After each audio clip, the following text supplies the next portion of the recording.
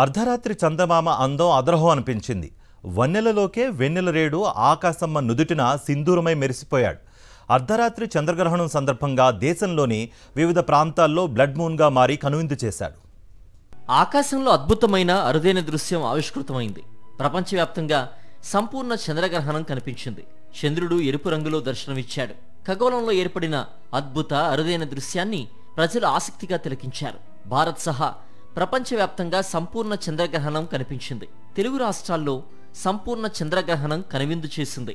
సూర్యుడు, భూమి, చంద్రుడు ఒకే సరళ రేఖపైకి రావడంతో సంపూర్ణ చంద్రగ్రహణం సంభవించింది. సూర్యుడి కాంతి భూమి అడ్డుకోవడం వల్ల భూమి నీడ చంద్రుడిపై పడింది. దీన్నే సంపూర్ణ చంద్రగ్రహణం అంటారు. చంద్రుడు పూర్తిగా భూమి నీడ అంబ్రాలోకి ప్రవేశించడంతో సంపూర్ణ చంద్రగ్రహణం ఏర్పడింది. ఈ సమయంలో భూమి వాతావరణం గుండా ప్రసరించిన సూర్యకాంతి వంగి చంద్రుడిపై పడింది.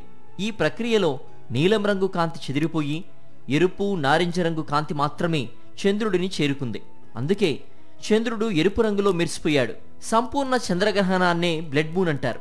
సరిగ్గా రాత్రి 10:59 మొదలైన సంపూర్ణ చంద్రగ్రహణం రాత్రి 11:41 వరకు కొనసాగింది.